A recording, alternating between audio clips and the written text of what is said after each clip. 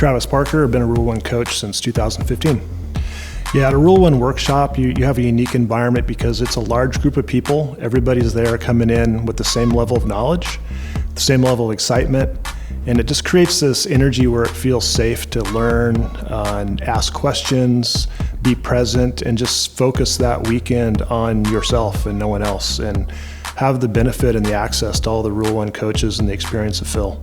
So that when you're at a Rule 1 workshop, the thing that's unique is that you are basically in a position where you get to apply everything that you may have learned at that point to actual examples in the class led by Phil, led by other instructors.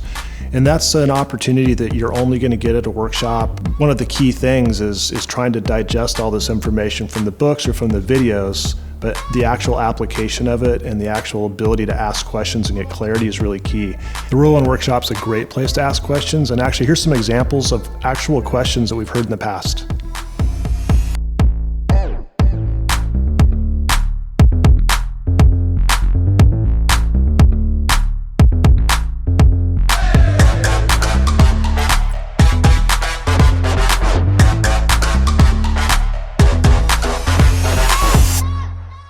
You know, my level of understanding of the market is pretty thin. I really understand the market only in terms of the companies that are in it that I have a competence in. And that competence has developed over 40 years of doing this. So it just starts with something that you already understand. For me, I was 10 years as a river guide and almost 4 years in the military. And I spent some of that time in special operations. And so I was very familiar with firearms and very familiar with sort of tourism.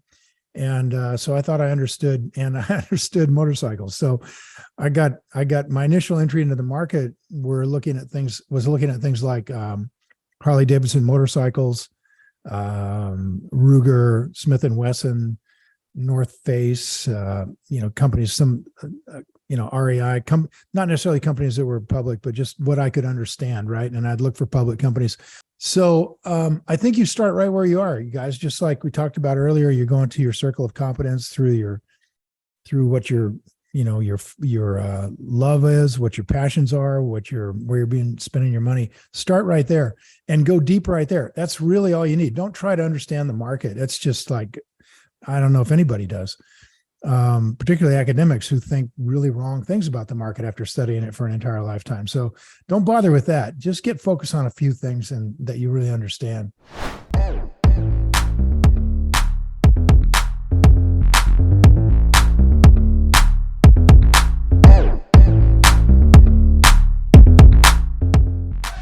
It would be the same possible downside of looking at what Warren Buffett is buying, right?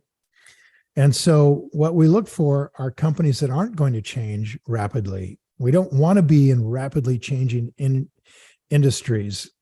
We want to be in industries that are slowly changing, if changing at all, right? I like to own maybe as Warren uses Coca-Cola. I'm not a big Coke fan, but I do drink it. I'm looking at the Coke right now. And I think Coca-Cola hasn't really changed much in 100 years. It certainly changed from when they started, but 100 years ago, they pretty much got to the formula, and this is what they've been doing ever since. That's my idea of a wonderful business. I like them that don't change. Chipotle's just making burritos, right? They don't. If you find yourself looking at rapidly changing industries, unless you're really brilliant, what you're looking at are businesses that you cannot be certain of their future. You don't know where they're going to be in 10 years by definition. It's a rapidly changing industry. You don't know if it's even going to be here in 10 years.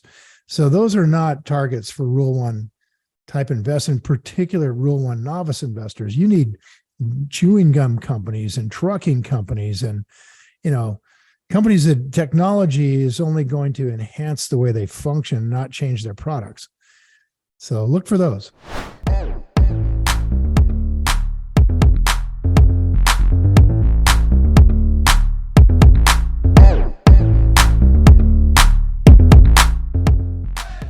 We are waiting patiently. And this is, by the way, the single most important criteria that you have to do this is patience.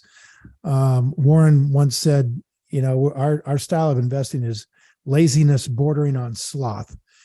And by that, he just meant you have to be very, very patient and wait for the market to do what it inevitably will, and that is to fluctuate downward.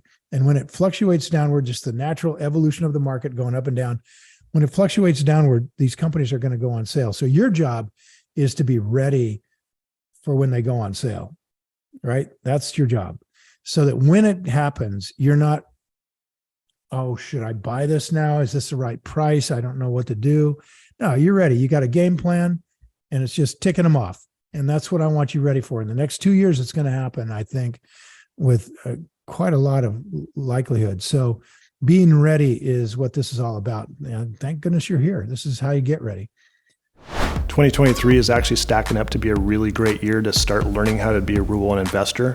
We've got an environment where the Fed is raising interest rates, effectively trying to put the US economy into a soft recession.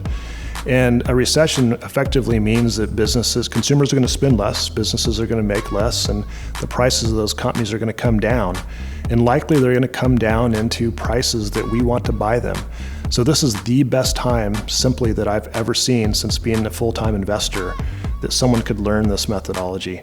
And so I strongly encourage people to get out and get to a workshop as quickly as possible and start their journey.